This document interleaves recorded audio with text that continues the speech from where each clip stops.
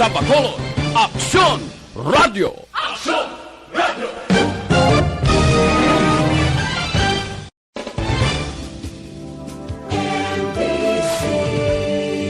Manila Broadcasting Company.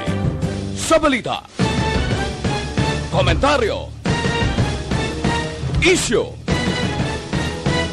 serbisyo publiko. Aksyon Radio! Sa Bacolod, Aksyon Radio! Aksyon Radio!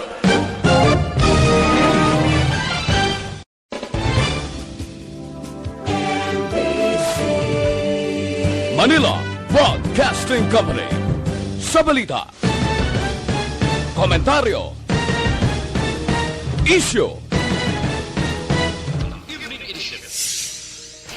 Magadulong sa inyo sang mga nagapanguna ng balita lokal, national, international, sports, kag entertainment. Aksyon! Balita Evening Edition.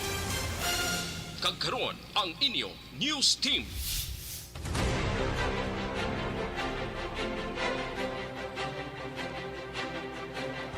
Maayong gabi Bacolod, maayong gabi bugos nga bahin sang Western Visayas. Welcome na sa Aksyon Balita Evening Edition karon nga adlaw Sabado, Hulyo 10, 2021. Sa ngalan sa mga regular nga anchorman ini naman si Aksyon Eden Aboso. Para sa mga pangulong dinalan, una kita sa mga balita lokal. Vaccination cards nga may QR code gina-finalize sang probinsya. 56 anyos nga lalaki patay matapos ginluthang sa syudad sang Kabankalan. Sa mga balita national, DICT plano umpisahan ang pag-issue ng COVID-19 vaccine certificate sa bulan sang Agosto. Samtang pagsuksok sang body cam sa pag-service ng search kag arrest warrants ginmando sang Korte Suprema. Detalye sa mga balita lokal pagkatapos gid lamang sini. Dr. Pinoy Squalin. Do not just throw away questions and statements. Kasma ng aton sining Facebook page pagiya sa Aksyon Radio. Ladies and gentlemen, this is Aksyon Radio Bacolod. Aksyon Radio Bacolod number 1. Nagpanguna ang Aksyon Radio Bacolod sa pinakaulihing survey sang nilsing nga kakuha sang commanding radio station share para sa fourth quarter sang tuig 2020. Kami nagapasalamat sa aton mga kaaksyon sa padayon nga pagsalig kag pagsuporta. DYEZ Aksyon Radio Bacolod number 1 with 40.10% radio station share. Number 2, Bombo Radio, 38.70%. Number 3, RMN Bacolod, 14.50%. Aksyon Radio Bacolod, number 1. During this crisis, the result of the survey proves that Aksyon Radio Bacolod serves the public best and will continue to give you the best broadcasting activities. Madamo nga salamat mga kaaksyon for making us number 1. Aksyon Radio Bacolod number 1. Do not just throw away questions and statements. Kasma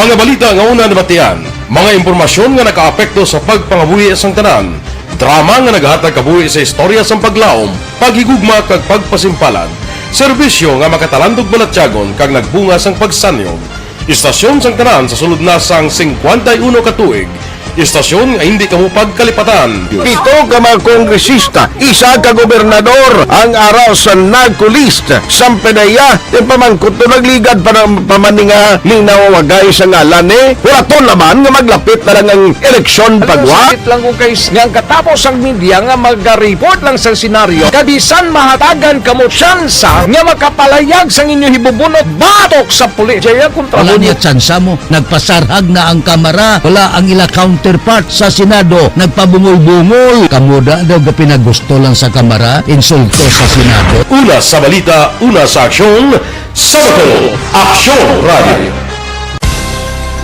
Today, DOA is confirming that a 38-year-old female Chinese patient under investigation, or PUI, is positive for the novel coronavirus 2019 DAS-CoV. I issued an order to Executive Secretary Major Dia clearly laying down the responsibilities of each department in implementing the Bayanihan to Heal as One Act. Makabig nga pinakadako nga hangkat nga natubang sang pungsod Pilipinas ang COVID-19 pandemic.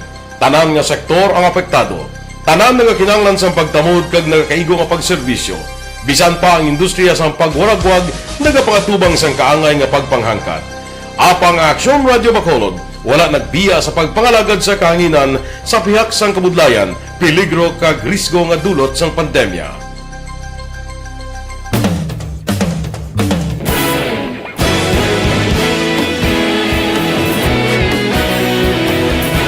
Sa sunod na sang 51 katuig, nasaksihan ang dedikasyon sa Aksyon Radio Bacolod sa pagdulong sa mga balita kag impormasyon para sa interes sang mga pumuluyo. Pila na ka henerasyon ang nag-agi, komitido sa gihapon ang Aksyon Radio Bacolod nga mag-alagad sa kahanginan nga tampad, wala sang ginadampigan kag ginahalungan ang kamatuuran. Sa tuwa sang mainit nga away sa politika, ang istasyon nagapabilin na nga patas sa pagtalakay sa mga isyu kag problema. Bilang tagbantay sa kamatuuran, ginatagan sa importansya ang tawhanon nga kinamatarong kag nagakaigo nga proseso agud mawaragwag sang husto ang balita kag malikawan ang paglapta sang sala nga impormasyon. Sa pagluntad sang kalamidad, gindulong sa inyo ang sitwasyon sa palibot kag padayon nga nagahatag sang pahanundom agud maluwas ang kaugalingon, ang pamilya, kalakip na ang tanan nga kaaksyon. Sa tion sang kasubo, nanari-sari nga mga matahom nga drama ang nagalingaw sa inyo. Ang inyo reklamo amon ginpamatian kaginhatagan sang aksyon.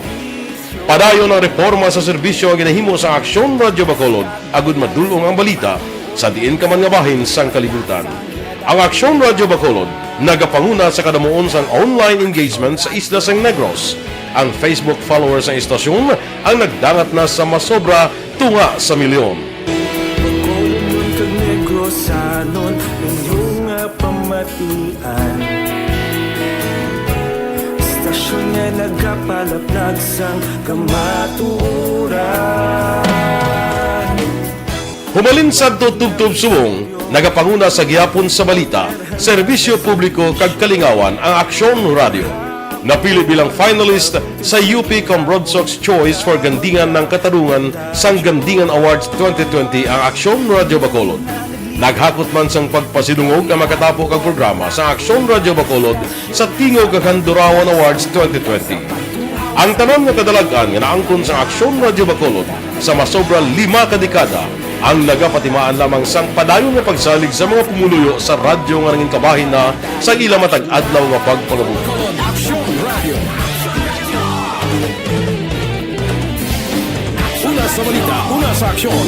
Sa Bacolod Aksyon Radio. Ikaulog na ngay, sa anong kahitangan.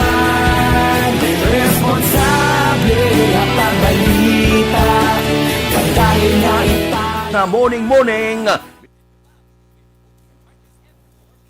Para naman sa complete nga management sa inyong nga liver detox, mag-detect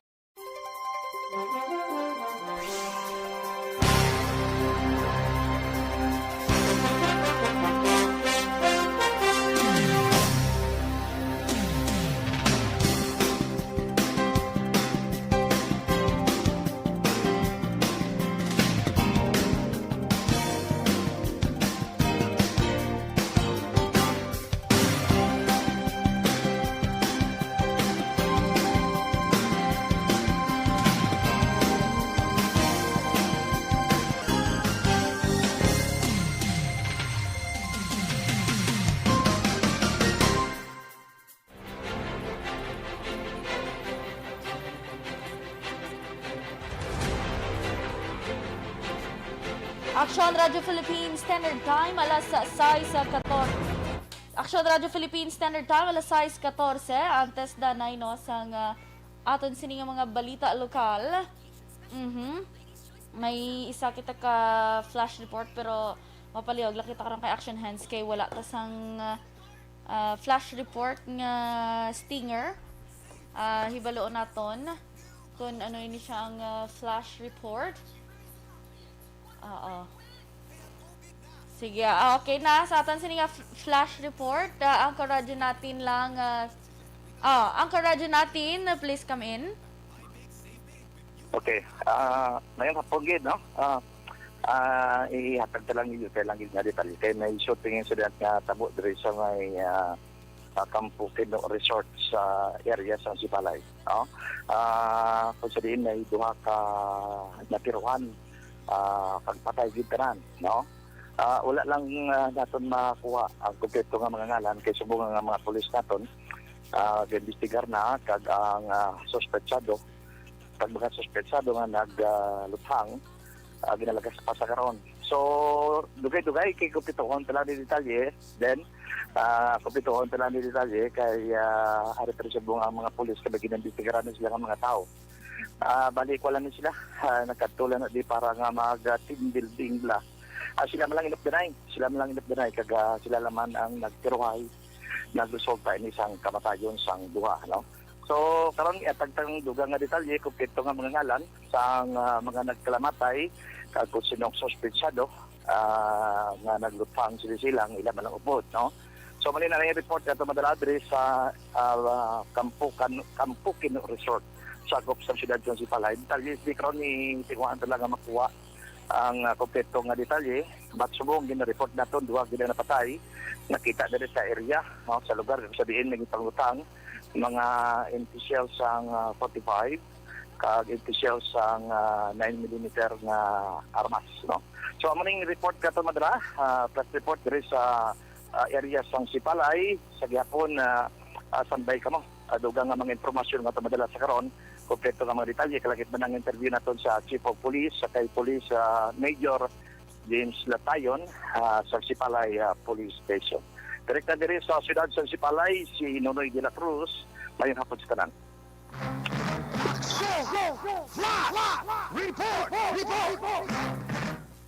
Salamat gid Aksyon Nonoy no sa flash report. So sa aton sinuwa ka Aksyon, initially duha tong patay sa shooting incident nga nagluntad. Bantayan karon ang dugang nga detalye naman sa Aksyon firing line na lang.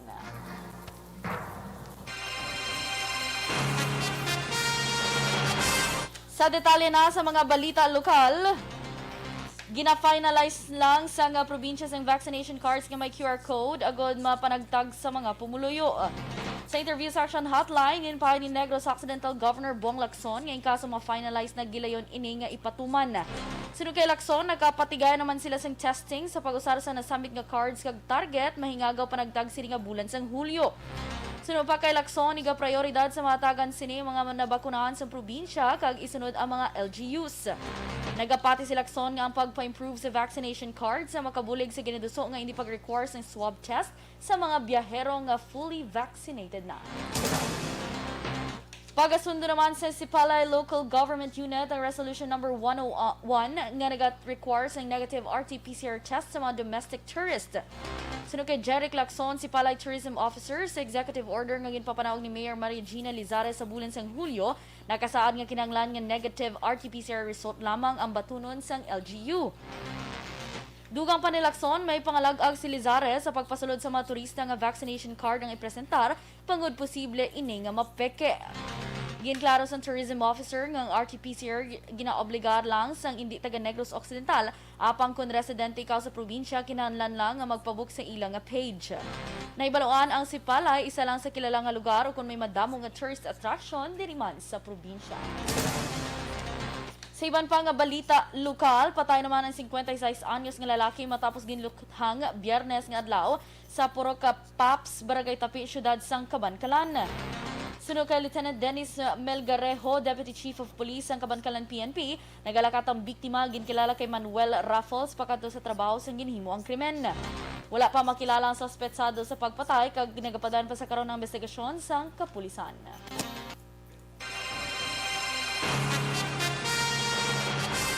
Nagapaday naman ang manhunt operation sa La Castellana PNP bato kay Anthony Duran, 22 anyos, nga ginatudlo suspetsado sa pagpatay kay Glenn Hilonga, 32, sa Hacienda Banuan National Highway, Barangay Sagang, Banua, sang La Castellana. Sunod kay La Castellana, PNP Chief of Police Captain Ron Darrell Nigos, madugay na dinumtanay ang motibo kung nga aging lutang si Duran ni Hulonga sang makatatlo ka beses. Nagpalagi naman si Duran matapos na himo ang krimen. Ginkumpirma naman ni PDEA-6 spokesperson Shaytan Leon nga kalakip sa pagbalasa si PDEA-6 Director Edgar Apalya kag siya karon ang assign sa Central Office bilang tagpamuno sang Preventive Education and Community Involvement Office. Si Apalya ang ginbuslan ni Alex Tablate nga sadto assign bilang head sa PDEA Laboratory Service. Dugang panitan na Leon, apektado lamang sa pagbalasa mga regional directors kag dako nga kontribusyon ni Apalya kontra illegal nga droga among nga madamo nga barangay sa Western Visayas ang nadeklarar nga drug-free sa drug clearing program. Sa katapusan nga balita lokal, ipagguba naman sang lokal nga mga pasyal sa Barangay 3 sa siyudad sa Bacolod ang drug den sa diin nagkaladagpan ng 9 ka mga persona sa drug buy-bust operation sa Police Station 2. Una diri nadagpan na mag-ululutod nga sanday Jomar, Carla, John Rafael kag Joren Guion, upod sanday Rogie Ignacio George Salunatin, Joely May Bologna, Brian Matos kag Raymar Katid sa operasyon nga ginpatigayan sa Purok Tilapia, Barangay 3, siyudad sa Bacolod. Na-recover sa kapulisan ng 7 ka gramos ng suspected shabu nga may market value nga 54,000 pesos. Sunod kay Police Lieutenant Andy Ofalio, Deputy Police Chief sa Police Station 2, 3 ka semanang ilang monitoring antes ginsulod ang balay ni Jomar Guion nga among subject sa buy-bust operation. Aksyon Radio Philippines, Center Time Size 21, detalye sa mga balita nasyonal pagkatapos gid lamang sini.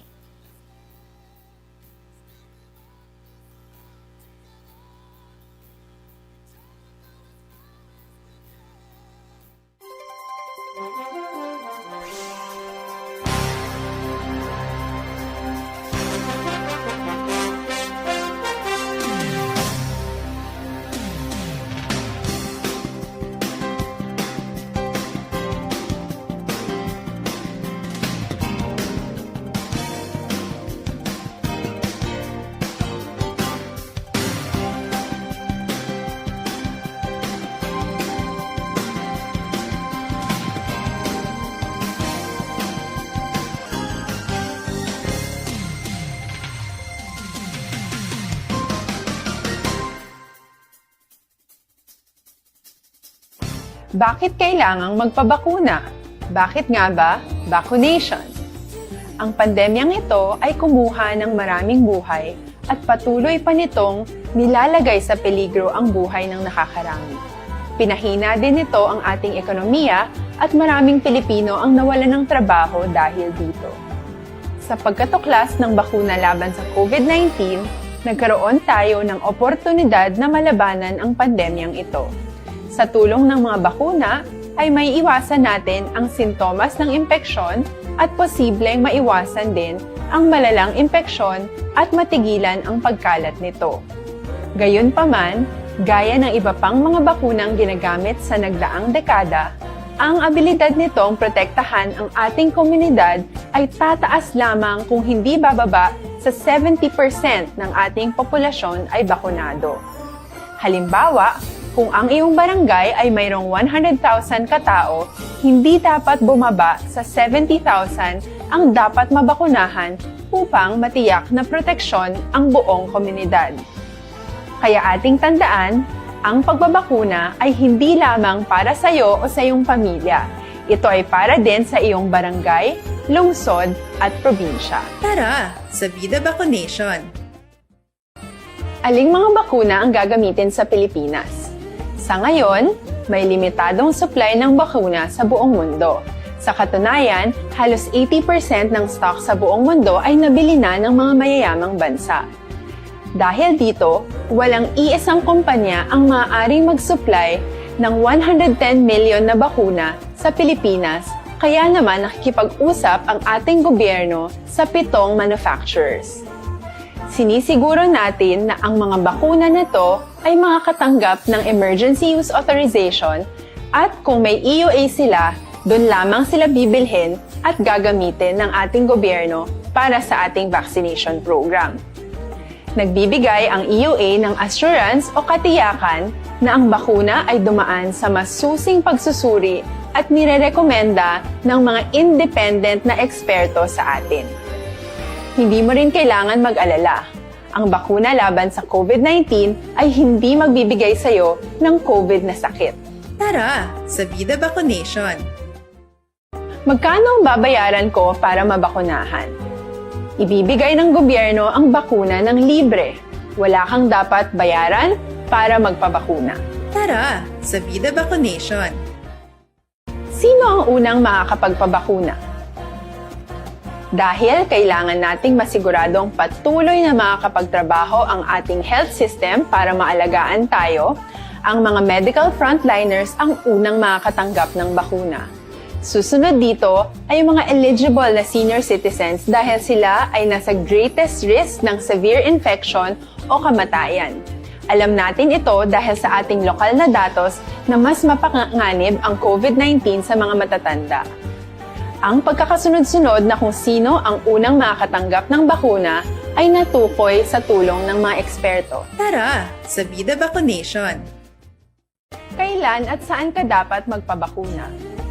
Ang inyong national government ay nakikipag-ugnayan sa mga lokal na pamahalaan upang maihatid ang bakuna sa inyo. Ang lokal na pamahalaan or LGU nyo ang maghahanda ng pagpaparehistro at pag-ayos ng schedule ninyo sa pagpapabakuna. Mangyaring abangan ang anunsyo at instructions na magmumula sa inyong mga mayor or governors ukol dito. Tara sa Vida Vaccination. Ano ang kailangan mo bago magpabakuna? Habang hinihintay natin ang pagdating ng mga bakuna, kumuha lamang ng impormasyon sa mga mapagkakatiwalaang sources. Magtanong lamang sa mga licensed medical professionals ukol sa wastong pagbabakuna para sa COVID-19. Matuto rin tayong mag-verify ng ating mga nababasa o naririnig. Tanging tamang impormasyon lamang ang makakapaggabay sa atin sa ating desisyon na magpabakuna. Ang inyong health history ay mahalaga din sa pagtukoy kung dapat ka bang bakunahan o hindi, kung anong bakuna o angkop sa iyo. Kaya naman, importanteng seryosohin natin ang health screening na ito. Magpakita sa araw ng inyong screening at ideklara ang inyong complete Aksyon Radio Philippines, Standard Time alas 6:27, detalye na sa mga balita nasyonal. Ginpahayag sa Department of Information and Communications Technology nga mag-uumpisa na sila sa pag-issue ng COVID-19 vaccine certificates sa mga fully vaccinated nga mga individual umpisa sa bulan sang Agosto. Sino kay DICT Undersecretary Manny Kaintik, ginapanawagan sini sa mga local government units nga dasigon ang pag-encode ng vaccination information sa ang ila sini nga mga residente sa database system sang ahensya agud ma-verify. Dugang pa ni Kaintik, mayara sa tubtob Hulyo 31 mga LGU sagud makompletong pag-encode sa impormasyon sa mga nabakunahan sa ila Vaccine Information Management System. Ginrequire naman sa Korte Suprema nga gamiton sa mga kapulisan ng body cameras sila binakon naga-implementar sa search kag arrest warrants. Base sa Supreme Court's administrative matter ginpetsan Hunyo 29 kon mapaslawan nga magsuksok sa body cam sa mga ebidensya nga nakumpeskarang hindi pagbatunon batok sa ginareklamo kon pasakaan sang kaso. Dugang pa mga law enforcers nga magamanipula sang kamera ang pinahan sang contempt of court. Sa bago nga pulisa, mga kapulisan ang dapat magsuksok sang bisan isa lang ka body cameras kaysa ka alternative recording device. Kung hindi available ang body cameras, dapat nga mag-file sang motion sa korte kag mangayo panugot kung makagamit sila sang alternative device. Ginpangabay naman ni Philippine National Police Chief General Guillermo Eleazar ang mga operatiba sa Philippine Drug Enforcement Agency kag kapulisan nga ipaiway ang mga emosyon ug malikawan nga masulit pang natabo nga misencounter. Naibaluan nagperma sang Joint Memorandum Circular ang PNP kag PIDEA nga tuyo man magpagawa sang Unified Guidelines para sa anti-illegal drug operations. Palayag ni Elizar permi kuntani panumdumon sa mga operatiba kung anong tuyo sa operasyon bangod parehas man ang ila sining nga trabaho.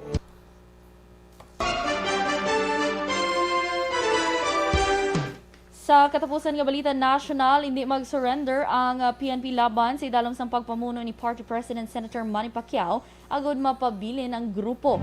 Sunod kay Pines Arcega, chair sang PDP laban National Education Committee kag National Executive Committee, hindi magauntat ang PDP laban sa payak sa mga natabo nga pagpahalin sa tatlo kapisyal sang grupo, lakip na si Vice Chair Energy Secretary Alfonso Cusi, Deputy Secretary General Melvin Matibag, kag Membership Committee Head Astra Naik sa ginaligar paglapas ang pila ka probesyon sa konstitusyon sang grupo.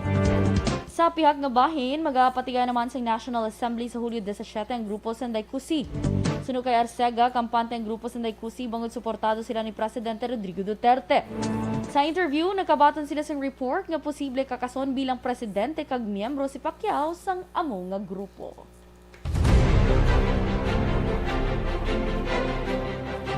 Aksyon Radio Philippines, time alas 6:30. Good evening, danay sa tanan naton nga Facebook Live viewers. Sir Alex Montez, of course. Ma'am Elizabeth Malaka Gamala, good evening. Ma'am Jean Oisiser, good evening man. And of course, Teacher Romela Revelo, salamat sa siomay. Kay Jocelyn Naricivita Olag, Julie Melitado Patrimonio. And of course, EFC President Dennis Richard Tiboroma, Elias Bandada, good evening man. Kag sa Saragossa store nila sa may Libertad Public Market, of course, good evening man sa akon ihada. Sandrina Danlag. Hello, Sandrina. Good evening. Salamat kid. Kag inyo nabatian ang detalye sa mga balita lokal kag national dili lamang sa Aksyon Balita Evening Edition karon nga adlaw Sabado, Hulyo 10, 2021. Sa ngalan sa mga regular anchorman, ini naman si Aksyon Eden Aboso. Happy weekend mga ka-aksyon! Una sa balita, una sa Aksyon, sa Bacolod Aksyon Radio.